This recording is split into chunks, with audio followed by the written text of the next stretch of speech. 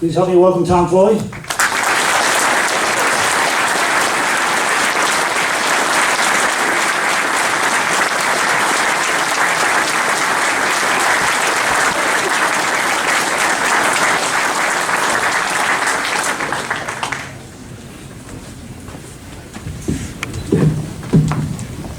Can you hear me all right? All right. Thanks, Scott, for inviting me to come and speak to the CCDL, and I appreciate this crowd here tonight. I want to commend you and the CCDL for your engagement and your effectiveness in supporting a cause that you care a lot about. That's what democracy in America is all about, and I support it. Today, January 14th, 2014, is an important date for all of us. You may not realize this, but on this day in 1639, 375 years ago, the Fundamental Orders of Connecticut were signed. Those orders are considered by many to be the first constitution setting forth the principles on which our democracy is founded: rule of law, individual rights, representation, and limited government.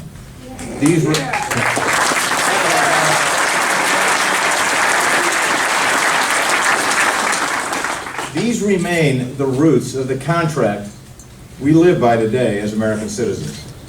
I am proud that early settlers right here in Connecticut had the foresight and commitment to set us firmly down this path.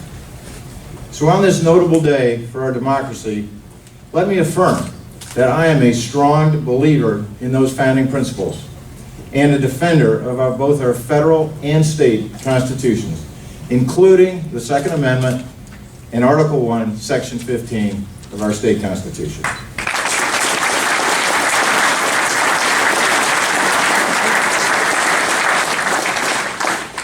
These are not merely words. In 2003 and 2004, I volunteered to serve in Iraq reconstructing their economy. I did so largely because I believe all people, not just Americans, should be protected by the rule of law, individual rights, representative government, and be free from an overbearing government. I also served in our government in Europe, where people accept much more government interference in their personal lives than we do here. I have figured out why it is, and I think it's important to understand, so let me share my thoughts with you.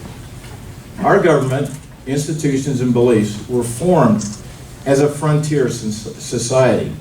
When settlers came here, there was no government to protect them and no public institutions to support them. Settlers had to fend for themselves, a risky choice that they made to escape an oppressive and a punitive government at home. There were no police, no roads, no bridges, no hospitals.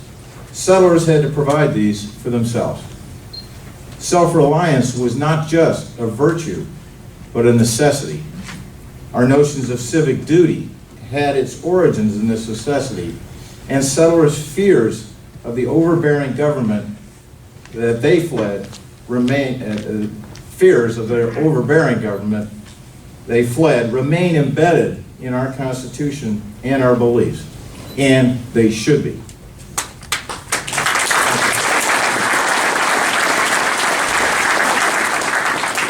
Europe is very different. Their democracies are legacies of the monarchies that preceded them. So in Europe, governments control everything, virtually, as kings did, and merely grant permission to citizens for most things. And citizens there accept that. But America is different. Government arrived here after the citizens. And so we believe that government only has the rights granted to it by us, and that the rights of individuals can only be curtailed by government when they trespass on the rights of others.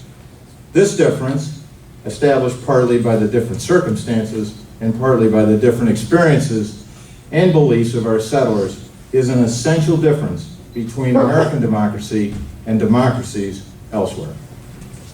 It is such an important difference that I believe it largely accounts for the phenomenal expansion and strength of our nation. Let me tell you a little bit about myself. I'm a sportsman and I'm a gun owner.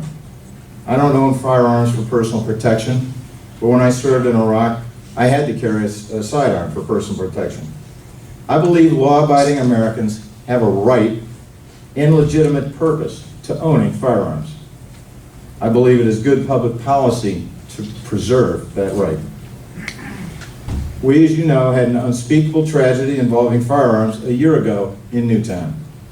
All of us share the pain and sadness felt by that community and understand the impulse to take action to make sure it cannot happen again.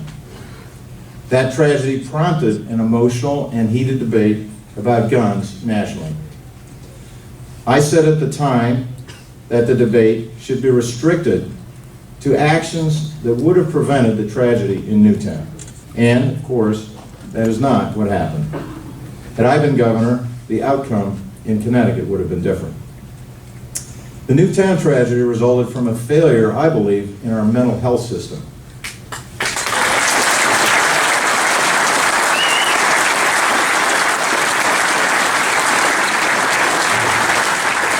I've had mental health issues in my family, which I don't talk about, I've not talked about as a candidate.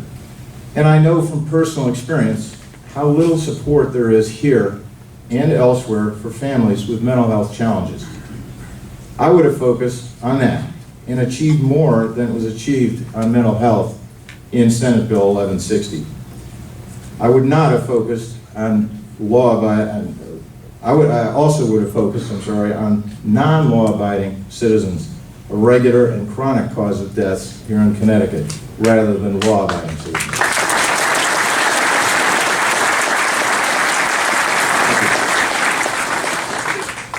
I know some of you are hoping for a judicial or legislative repeal of Senate Bill 1160. A legislative repeal with our current legislature, or anything close to it, is remote, no matter who is governor. But I will promise you this.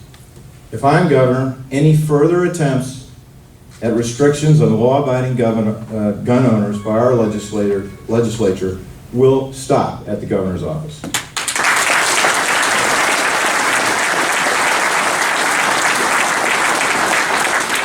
I will see that any administrative burdens on law-abiding citizens under Senate Bill 1160 are held to an absolute minimum. I will make sure that whatever information is collected from citizens registering firearms is protected by law and not available for any other purpose.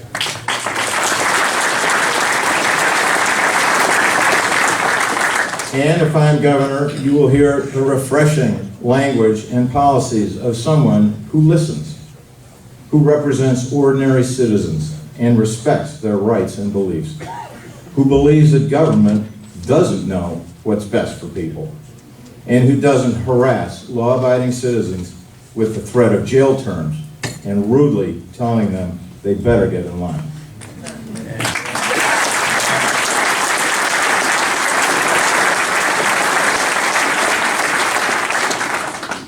Second Amendment supporters are not the only people under siege by your state government.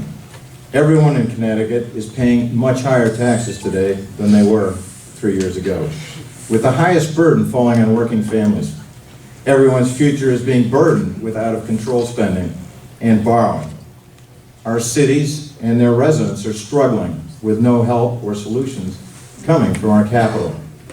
Employers are overburdened with regulations, red tape, and excessive fees and other costs that drive them and the jobs they provide out of our state. Ordinary citizens have little say now in what goes on here. Big government types have taken over, and under Governor Malloy, they control what happens. If you want to change that and have a governor and a government that respects you, I need your help. I lost the last election by only 6,400 votes, less than 0.5%. If CCDL and others who want a government that listens and is financially responsible and that represents ordinary citizens and their rights had generated just 2 to 3% more votes among you, I would be your governor now and we would be having a very different conversation. If you want to make things better in Connecticut, Now is the time to gather around electable alternatives to our current leadership. If we don't, nothing will change, and you can expect in the future more of what you have seen over the last 3 years, probably including further intrusions on your fundamental rights and a further deterioration in Connecticut's prospects. Connecticut is at a crossroads. 2/3 of Connecticut voters believe the state is on the wrong track. I am definitely one of them, and I assume most of you are too. You can make a difference. I hope I can get your support. You can support me by going to my website, tomfoleyct.com, and making a contribution, and getting your friends and families to do the same. Working together, we can stop an ever-expanding and overbearing state government and save Connecticut's future. I look forward to continuing this conversation with all of you down the road. Thank you very much.